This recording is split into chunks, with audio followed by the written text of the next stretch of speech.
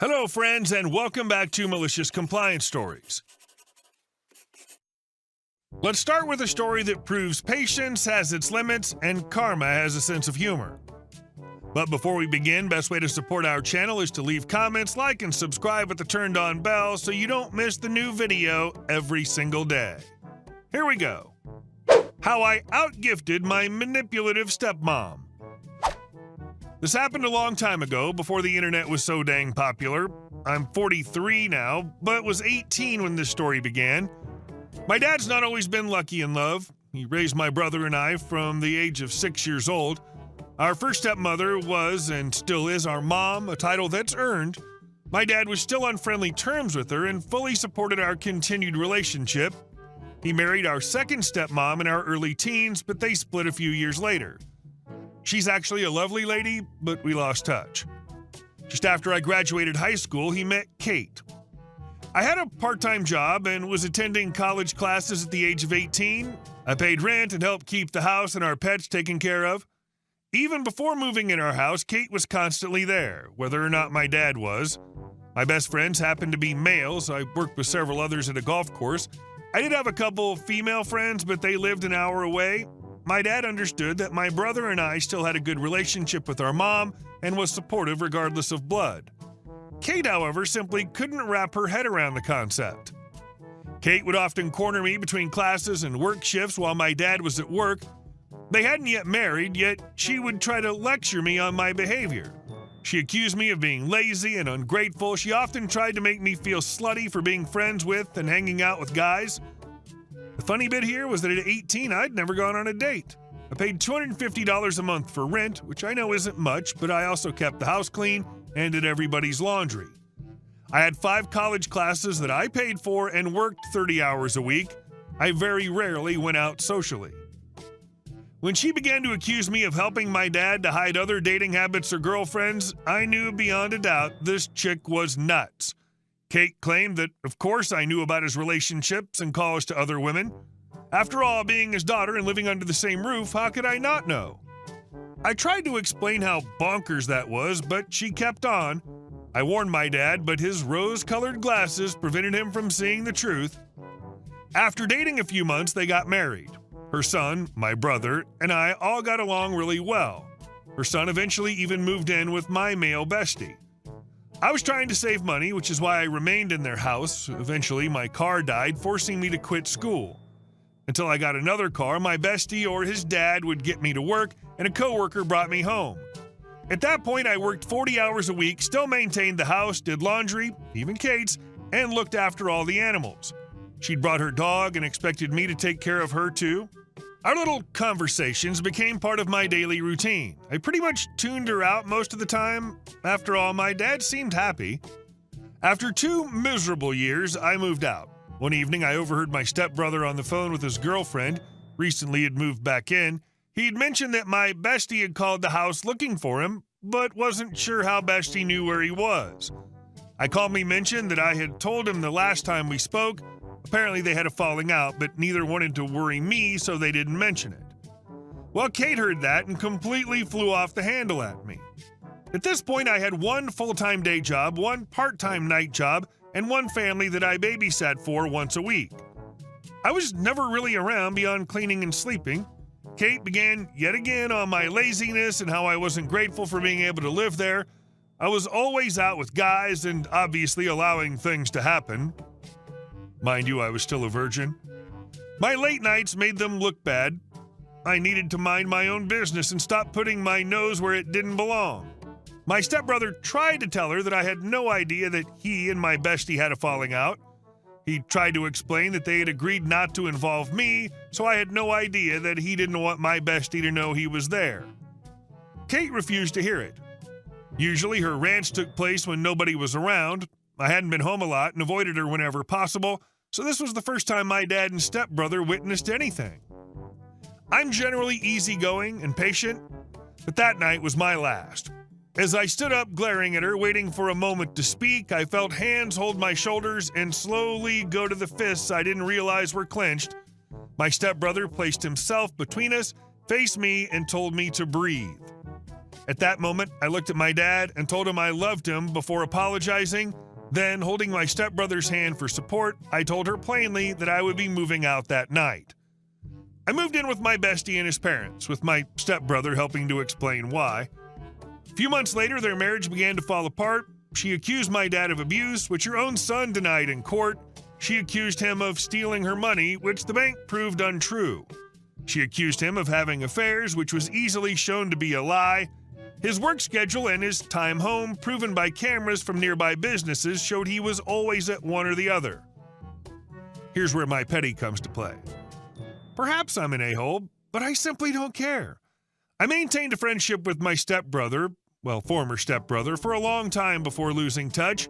One day, while holiday shopping, I found something that immediately made me think of Kate. She loved ornaments and Disney. Now I told my stepbrother what the item was and gave him the choice of whether she received it or not before handing it over. A few days later, Kate called to thank me for her gift. She was absolutely gushing over the ornament and how it meant so much to her that I thought of her. I had the phone on speaker because my bestie and his parents were with me and aware of my gift. I could hear my stepbrother start laughing just as we all did. Then the dingbat realized exactly why the gift of a Pinocchio Christmas ornament made me think of her. A little too late, she backpedaled, saying she knew exactly what the joke was and how cruel it was. It's become a favorite story to tell 22 years later. The fact that she gushed over it before realizing the hidden jab's the cherry on top. Sometimes a small, well-thought-out gesture can say more than 1,000 arguments ever could. Cheers to your patience, wit, and a story that'll keep your friends laughing for decades to come. And our next story. Christmas bonuses returned by staff. This is my mother-in-law's story. We'll call her Kate. It happened about 15 to 20 years ago. Kate is a very nice woman, works hard, doesn't push things. She was general help, cleaned, helped people, whatever, pretty low on the totem pole, as were most people. It's a pretty thankless job. Her boss was rarely around. The workers such as herself handled all the worst stuff, including things well above their pay grade. Christmas comes around and her boss gets a nice bonus. The boss then turns around, gives all the workers at the nursing home a bonus for their hard work. The bonus turns out to be a gift, a watch. A crappy watch, the kind that costs no more than $1 or $2, if that. These are just ultra cheap and tacky. Now, Kate's not a confrontational person. She works hard, keeps her head down, doesn't like conflict. But this pissed her off, so she helped organize all the other workers, and every single one of them put their gifts into a box, which was then wrapped up and given to the boss as a Christmas gift from the nursing home staff. Someone set a big box on the boss's desk, packed with all the junk he'd given them. The best part was that every person at the facility tossed in their crap watch. It was a big collective middle finger, and the boss couldn't be mad or retaliate at any one person. My mother-in-law was kind of freaked out by what she helped organize, as she's so non-confrontational, but she, and me and my wife, were proud of her. She didn't last too much longer at that place. Mega cheap. Sadly, the bosses are all about cutting costs, so they paid crappy wages and pushed limits to cut costs. Mother-in-law couldn't stand seeing how they treated the people, both workers and residents. Good for her. Sadly, this seems to be a common story nowadays. Managers who receive a bonus for cutting costs and increasing profits. Nothing wrong with that, but it incentivizes bad results for the organization. And as you say, doesn't filter down to the actual workers. And our last story. My entitled neighbor thinks he owns our pool. Let me set the scene. We've got a simple backyard setup, complete with a temporary pool. You know, the kind you take down at the end of the season? It's perfect for cooling off during the summer heat, and we've been looking forward to using it as a family. Unfortunately, our neighbor has other ideas. Our neighbor, let's call him Tom, has 2 kids, 8 and 6 years old. Cute kids, sure, but they've been a little too eager about our pool since the day we put it up.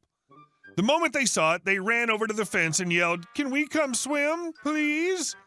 We politely told them no. It's not that we don't like kids, but we don't want to spend the summer babysitting someone else's children. Plus, there's always the concern about liability. What if they got hurt? so no pool sharing policy. But Tom wasn't happy about that. A few days later, as I was skimming leaves out of the pool, Tom marched over to the fence. He was red-faced, and I could tell he'd been stewing about something. Tom: "Hey, why do you keep telling my kids they can't swim in your pool?" Me: "Because it's our pool, Tom. We're not comfortable with them swimming here." Tom, rolling his eyes: "Oh, come on, they're kids. They just want to have fun. All you have to do is put some life jackets on them and they'll be fine." Me: "Tom, it's not about that. If something happened to them, we'd be responsible. Plus, we're not a free babysitting service." Tom: "Babysitting? They're old enough to swim on their own. You don't even have to watch them. Just let them use the pool." Me, now getting annoyed: "Tom, if your kids want to swim so badly, maybe you should get a pool." That seemed to shut him up for the moment, but he stormed off, muttering something about how we're selfish neighbors. The kids didn't let up. Every time we were outside, they'd pop their heads over the fence and beg, "Please, can we swim? We'll be good, we promise." We kept saying no. One evening, I even overheard Tom talking to his kids, saying, "They're just being greedy. Don't worry, we'll figure it out." Wasn't long before Tom took things to the next level. One night, I heard noises coming from the backyard. I peeked out the window and couldn't believe what I saw. Tom's kids had dragged a ladder from their garage, propped it against our fence, and were trying to climb over. I rushed outside and caught them just as they were about to drop into our pool. Me: "What are you doing? Get down from there right now." The kids scrambled back over the fence, and the next morning I marched straight to Tom's door. Me: "Tom, your kids tried to climb into our yard last night. This has gone way too far." Tom, smirking: "They're just kids. Why are you making such a big deal about it?" Me: "It's a big deal because it's trespassing, Tom. If they try it again, I'm calling the police."